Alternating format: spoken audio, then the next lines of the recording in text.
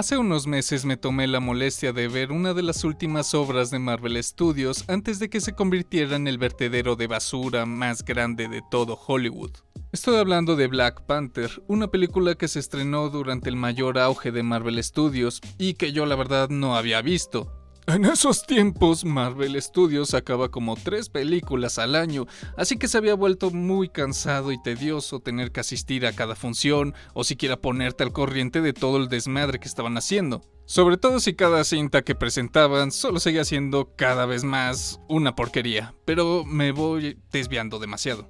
Recuerdo que en su momento Black Panther fue considerada como una obra muy contracultural y subversiva, tanto como para que Michelle Obama la elogiara y señalara cómo ahora los niños podrían identificarse con un personaje de su mismo tono de piel, lo cual, bueno, puede ser problemático, pero quizá eso lo atienda a profundidad en otro video. Además, en las premiaciones de ese año se llevó algunos Oscars en mejor música y vestuario, creo. Sin duda, esta debió ser una película insignia para Marvel Studios, pues los siguientes años no dejarían de extraer leche de la teta de Wakanda para hacer los guiones de sus siguientes películas. Pero de nuevo estoy desviándome mucho, porque este no es un video analizando el auge y caída de Marvel Studios, o una crítica del corporativismo hollywoodense en las películas de superhéroes, ni siquiera una crítica a Black Panther en sí.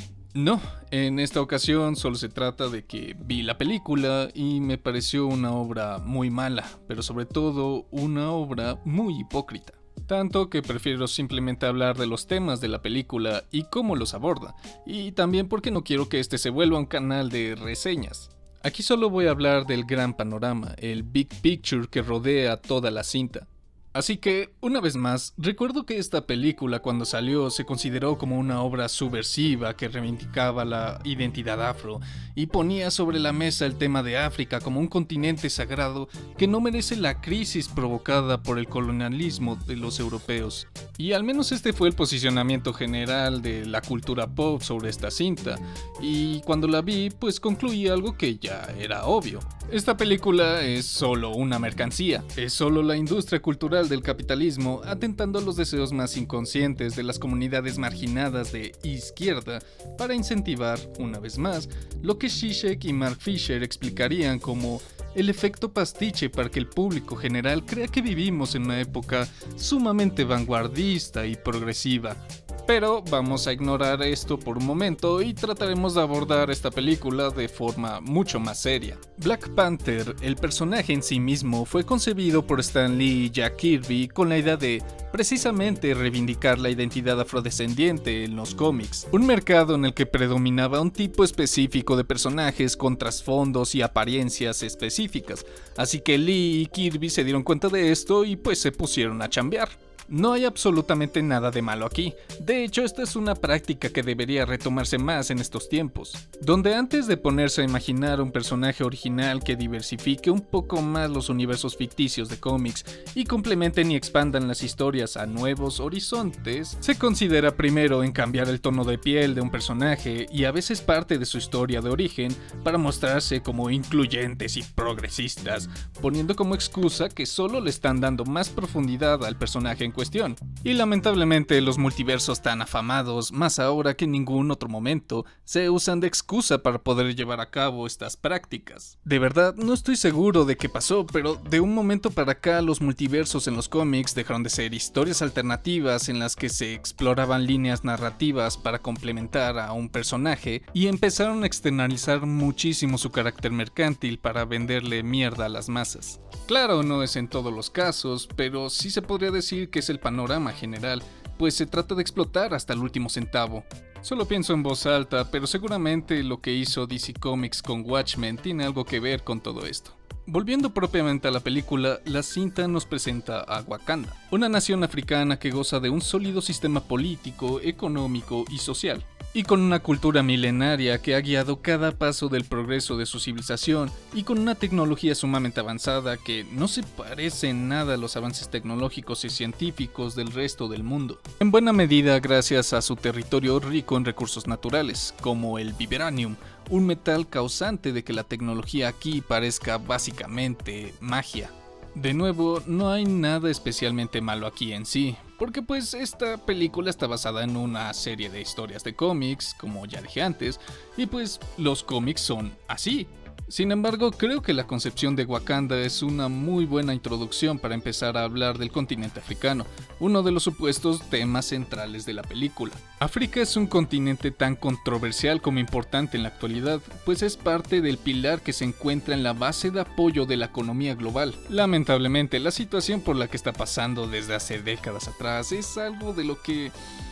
Bueno, no te recomiendo platicar de eso en la cena familiar de Año Nuevo de este año. Toda la inestabilidad política, social, económica y la crisis humanitaria no dejan de ser pan de cada día para la mayoría de estos países. Y pues sí, en efecto, la mayor parte de la culpa la tiene indiscutiblemente el imperialismo europeo del siglo XIX y el neocolonialismo capitalista de la actualidad. Y aún parece que actualmente Europa y Occidente en general no quieren dar la cara por todo el desmadre que ocasionaron ahí. Pero no se preocupen, vamos a repasar esto más adelante. Lo primero que quiero hacer aquí sería hablar ligeramente de África mucho antes de lo que es ahora. Porque en todas las discusiones sobre África en la actualidad se deja muy de lado la historia precolonial, que considero es digna de mencionar. Primero, para dar un panorama muy concreto y acertado del contexto sociohistórico del continente, y segundo, para no dejar de lado la vastedad de la historia de sus civilizaciones, para así dignificarlas aunque sea un poco. Para empezar, África se divide en bastantes demarcaciones territoriales y culturales, teniendo en primer lugar que éstas se dividen en el África del Norte y el África subsahariana, luego las demarcaciones del África Occidental y el África Oriental, y hasta aquí podríamos pensar que estas líneas se impusieron por los propios imperios y o naciones hegemónicas occidentales. Y no estarán tan lejos de la realidad, pero la verdad es que mucho antes de que el continente fuera mapeado, ya existían otras demarcaciones territoriales, digamos no oficiales, que se constituyeron de forma un poco más orgánica, derivado de la enorme diversidad cultural, política y social de las diferentes civilizaciones que habitaron aquí. Por ejemplo, y limitándome solamente al África subsahariana, nos encontramos que en el norte, ya en las fronteras con los países del norte del Sahara, existieron un par de imperios sumamente grandes y ricos, como fueron el caso del Imperio de Ghana y después el Imperio de Mali, los cuales fueron dos de los más grandes y ricos imperios que existieron no solo en el continente, sino que su influencia se expandía incluso a todo Oriente Medio. Trasladándonos más al sur del continente, nos encontramos con un modo de vida muy diferente al antes mencionado. Pues en esta zona en su mayoría predominaron las tribus y las pequeñas sociedades de agricultores. En el caso de las primeras basaban su modo de subsistencia en la caza y la recolección de recursos en la zona. Cosas como el comercio a gran escala y la organización de un macrosistema social no fue algo en lo que se centraran estas civilizaciones. Pueblos como los San o los Sototsuana, por ejemplo, no representaban grandes sociedades, sino más bien se constituían en grupos y aldeas separados los unos de los otros, que bien pudieron haber formado alianzas o enemistades con otros pueblos de otras etnias. Y tanto los San como los Sototsuana, espero estarlo pronunciando bien, compartían pocos rasgos culturales y políticos en común, incluso pese a haber tenido contacto y relaciones comerciales los unos con los otros. Pues los primeros se caracterizaban por tener un sistema social más tribal y anárquico, en el buen sentido de la palabra, con un sistema político no hereditario y una distribución de poderes más homogéneo. Y los segundos se organizaban en grandes aldeas con poblados, centros políticos y tierras de cultivo, con un jefe central para la toma de decisiones importantes, pero que debía apoyarse de otros jefes menores para poder tomar dichas decisiones. Estoy siendo bastante simplista en toda esta información porque es muchísima. Describir los rasgos y características políticas o sociales de un pueblo o civilización antigua de forma detallada no es cualquier cosa. Y es aún más difícil porque yo no me considero un experto en el tema, así que si quieren saber más les dejaré la bibliografía en la descripción. Al punto al que quiero llegar aquí es que África, al ser un continente tan grande y antiguo, ha visto nacer y crecer un sinfín de civilizaciones muy diferentes entre sí. Tanto que las relaciones comerciales, así como los conflictos entre una o varias etnias y civilizaciones, han sido muy variadas. De hecho, es bien conocido que múltiples reinos e imperios como el de Mali o el imperio de Songhai realizaban incursiones militares para exigir tributo a otras tribus del sur y oriente de África. que muchas veces tenían que pagarlo con personas, formalizando así su propia red de esclavos. También otros reinos como el de Dahomey practicarían la esclavitud de muchos otros pueblos mediante el sometimiento militar, tanto que para cuando se empezaron a formalizar las primeras redes de comercio transatlántico con Europa, uno de los primeros recursos más prominentes que esta civilización tenía que ofrecerles eran los esclavos. Y en esa época, ¿quién podía resistirse a un jugoso y bien surtido mercado de mano de obra sin derechos y con apenas necesidades básicas que cubrir? El continente africano, así como todos los territorios a lo largo de la historia humana, está repleto de civilizaciones con diferencias muy marcadas. Estas características son tan marcadas que siglos más tarde, una masacre, una de las más brutales de la historia humana, sería desatada como consecuencia del desorden social impuesto por los imperios occidentales décadas atrás, y que entre las consecuencias estaría que acentuarían las fricciones históricamente existentes entre los Tutsis y los Hutus, provocando de manera indirecta el inaudito genocidio de Ruanda. Pero este solo es el lamentable ejemplo más famoso, sin embargo no es el único. De hecho, desde la Guerra Fría, África siguió sufriendo un enorme número de intervenciones, golpes de estado, boicots y un largo etcétera.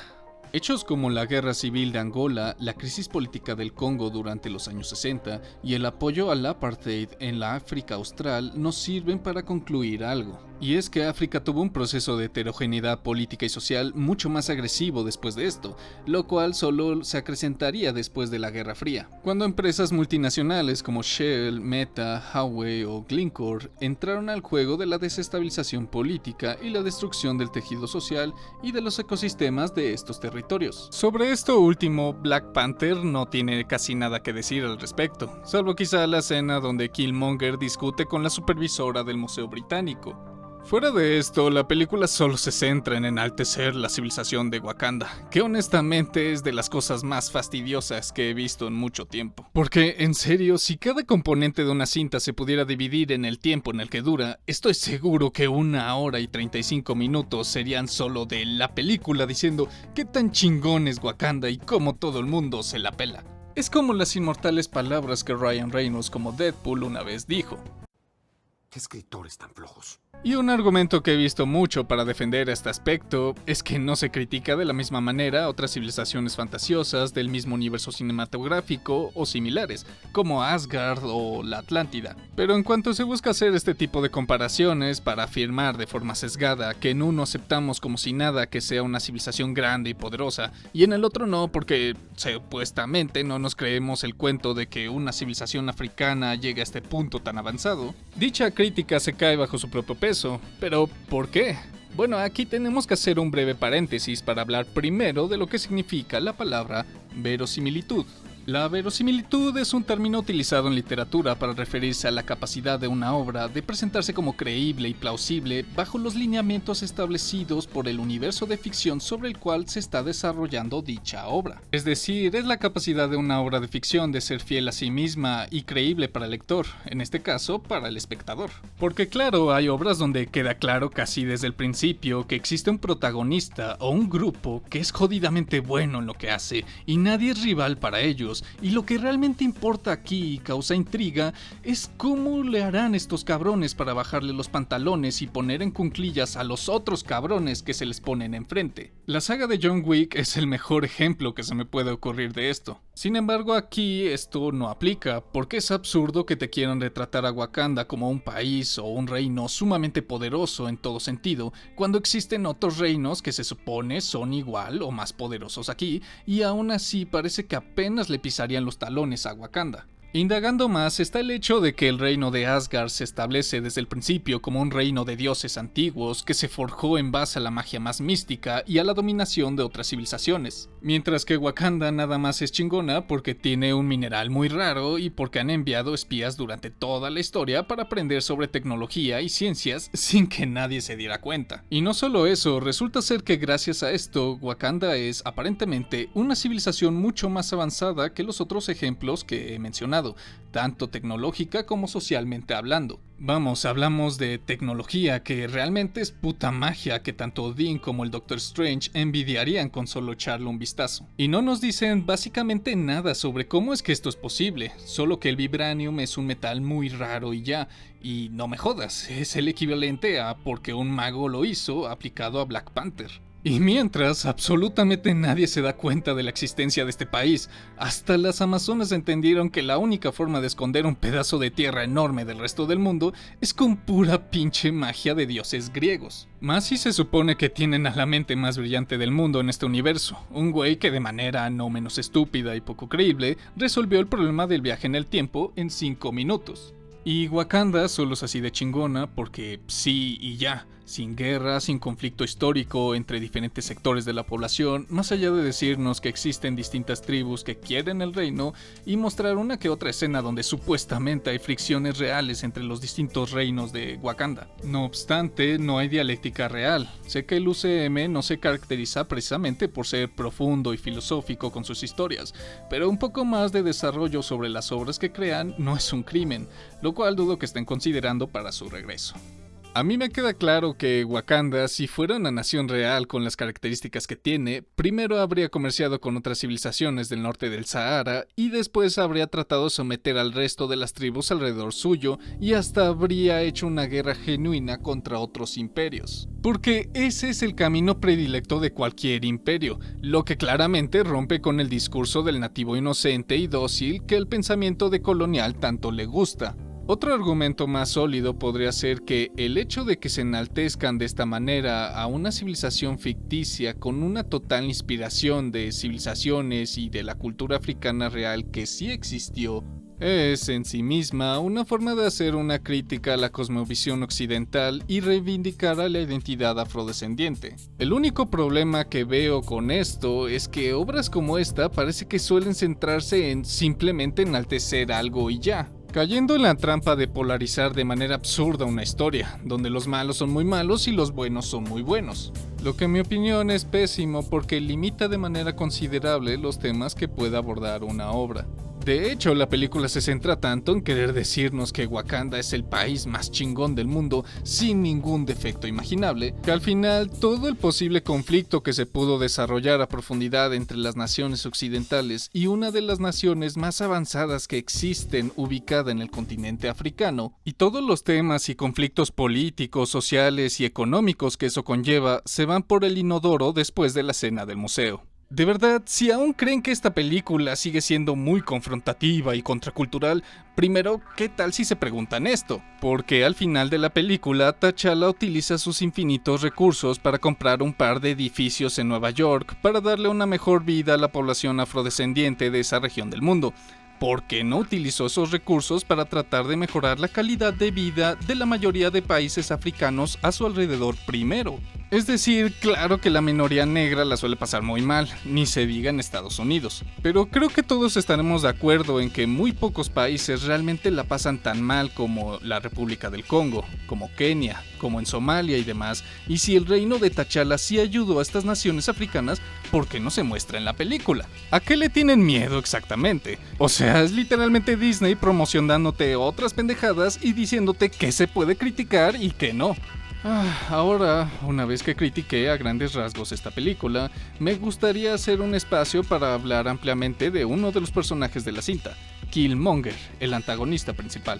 Y la razón por la que considero necesario traerlo a la mesa es porque, primero, es un personaje que causó mucha controversia, al punto de que varias personas que vieron la película consideraron que el trato que le dieron fue injusto y que se tuvo que hacer una salvajada en el guión para reposicionarlo como el malo de la historia. Y el otro motivo es porque abre la puerta a uno de los debates que la cinta pone sobre la mesa, aunque sea de manera inconsciente, sobre el radicalismo y la acción directa. ¿Realmente Killmonger es el malo aquí? La respuesta corta es que sí. Es decir, no es lo peor que le ha pasado a Wakanda, ni mucho menos. Y es totalmente válido argumentar que T'Challa y su posicionamiento de inacción para ayudar a otras naciones que lo necesitaban, pese a tener todos los recursos para intentar hacerlo, es quizá peor que lo que sea que tuviese planeado Killmonger hacer después de apoderarse de todo el imperio. Pero aún así, no creo que Killmonger se reduzca a que está mal escrito intencionalmente, porque estaba destinado a ser el mensaje típico de existen formas, y esto que hace Killmonger está mal. No considero que sea así del todo, y para explicarlo voy a hablar de ciertas peculiaridades de la historia de la lucha social afro en Estados Unidos. Verán, si vieron la película sabrán que Killmonger es presentado a nosotros como una víctima clara del sistema. Un sistema social jodido que aún mantiene importantes secuelas de problemas de integración por parte de ciertos grupos, que es otra forma de decir que existe racismo institucional. Como tal, Killmonger carga con un mensaje ideológico de protesta social que refleja dicha problemática. Y la esencia epistemológica de este discurso se basa en la idealización cultural de las raíces étnicas africanas como respuesta confrontativa a los problemas de integración social de este grupo en cuestión, algo que será mejor conocido como el panafricanismo. El panafricanismo es un movimiento político que surge a finales del siglo XIX y cuyo propósito es fomentar la asociación, cooperación e integración solidaria entre todos los pueblos africanos y la diáspora africana en general en todo el mundo. Un movimiento que tomó mucha fuerza en Estados Unidos durante la época de las grandes represiones a la comunidad afro entre las décadas de los 60 y los 70, acompañando algunas de las posturas más confrontativas contra la discriminación racial institucional junto con varios activistas y grupos de activistas importantes para encarar a los ideales supremacistas e imperialistas que aún persistían de manera ferviente en varias naciones occidentales, sobre todo en Estados Unidos. Entre dichos activistas se encuentra Malcolm X, una de las figuras más reconocidas, importantes y polémicas de toda la historia de los movimientos sociales de reivindicación de los derechos de la comunidad negra. Y en sus inicios como activista, Malcolm X tuvo como una de sus grandes influencias los postulados de Marcus Moses Garvey, que es considerado el padre del panafricanismo y arduo defensor de la libertad de los pueblos afrodescendientes.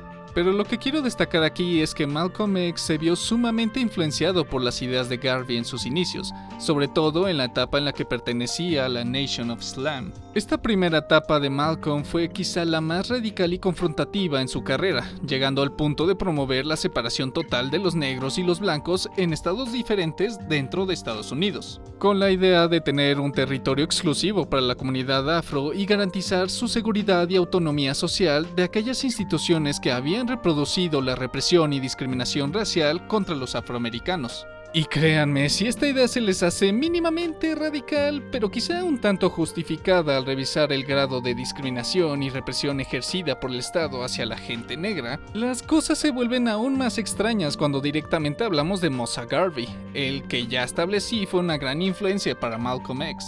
Garvey, en su eterna sabiduría radical, propondría una idea, un proyecto con el objetivo de repatriar a todas las comunidades afrodescendientes de Estados Unidos y parte del Caribe y regresar a lo que él denominaría como la tierra prometida para los negros. A raíz de esta idea, junto con el apoyo de la American Colonization Society, nacería Liberia en 1847, como el país africano construido con el sueño de la libertad de la comunidad negra esclavizada en los Estados Unidos. Una idea muy bonita y romántica. El problema es que terminó siendo un completo fracaso.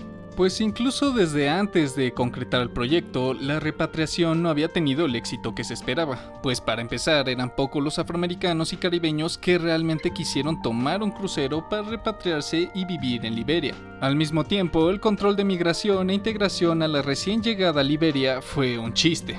De hecho, Garvey nunca pisó suelo africano y no se interesó mucho por establecer comunicaciones más profundas con los políticos y gobernantes del recién país a través de mediadores más allá de establecer un acuerdo de apertura migratoria, por lo que los recién llegados no tuvieron la acogida paradisíaca que se esperarían. Aunado a esto, la principal controversia que giró en torno a Liberia una vez que fue concretado como proyecto de Estado-Nación es que se creó toda una élite política, económica y social que discriminó y desplazó a las comunidades indígenas locales, más tarde integrándolas a la fuerza para que sirvan a su proyecto de Estado-Nación, pero sin otorgarles voz ni voto, algo que continuó hasta 100 años después y desembocó en una sangrienta guerra civil durante los años 80. ¿Quién lo hubiera dicho, no? Parece que crear una nación entera solo a partir de un imperante categórico tan pseudocientífico como la raza y enviar a un montón de personas criadas bajo la política democrática estadounidense y las enseñanzas del cristianismo protestante a socializar e integrarse con la población indígena local de la región, con la que jamás en la vida habían tenido contacto, terminaría provocando desigualdad, opresión y guerra. Rayos, es así que no la vi venir. Esto no lo digo para hacer una crítica directa a todo el movimiento del panafricanismo como tal, para nada, sino a su lado más radical, ya que, curiosamente, el lado más radical de las luchas de reivindicación racial y decolonial tiene el problema de poder llegar a ser igual de racista que los postulados de las instituciones contra las que luchan. Y esto es porque la esencia epistemológica del discurso reaccionario y radical de este tipo de luchas se reduce simplemente a la raza y el origen étnico, sin tomar en cuenta un montón de variables que influyen de manera decisiva en la forma en la que se estructuran las comunidades y sociedades de cada diáspora étnica.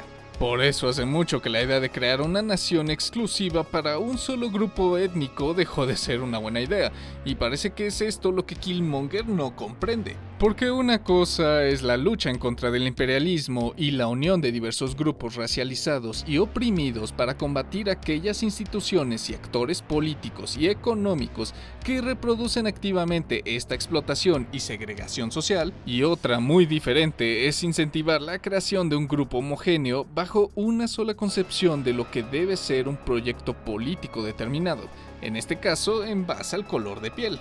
Killmonger no solo es el malo de la película, es bastante idiota. Sin duda lo que habría pasado si él hubiera comandado los ejércitos de Wakanda en contra del mundo de manera exitosa sería el sometimiento absoluto de todas las naciones y comunidades africanas del continente y la reproducción de la segregación y explotación hacia otros grupos étnicos. Es algo así como la dinámica del amo y el esclavo, en la que los esclavos no buscan su libertad para prosperar, sino su libertad para someter a otros a su voluntad de la misma forma en la que los sometieron a ellos. Con esto no busco decir que grupos racializados como las comunidades indígenas o los creyentes del Islam y el judaísmo deberían permanecer sometidos y reprimidos porque no son tan buenos como pensamos, o una pendejada similar. Lo que realmente estoy diciendo es que no creo que la solución para disolver la desigualdad social basada en el racismo sea la separación definitiva de cada grupo y darle más poder a unos sobre otros como supuesta forma de reivindicación. Creo que a estas alturas podemos afirmar que esa no es la respuesta. Por eso no me parece que Killmonger sea una salvajada narrativa. Al contrario, es de hecho un tipo de personaje muy real en la historia humana. Uno que está tan convencido de la benevolencia y grandeza de su causa y sus orígenes, que busca reivindicar su pueblo mediante el sometimiento de otros. Y bueno, no deberíamos siquiera justificar estos actos. Pero bueno, en general esto es todo lo que tengo que decir acerca de esta película, más allá de que sea muy mala. Al menos no está tan culera como la segunda parte, que bueno, esa ni siquiera la pude terminar. Si este video fue de su agrado o les pareció mínimamente interesante, aunque no estén de acuerdo conmigo, me gustaría leerlos en los comentarios. Y me ayudarían bastante suscribiéndose, dándole like o compartiéndolo, lo que ustedes prefieran. Mi nombre es Caput Mortum y esto ha sido todo por ahora. Muchas gracias.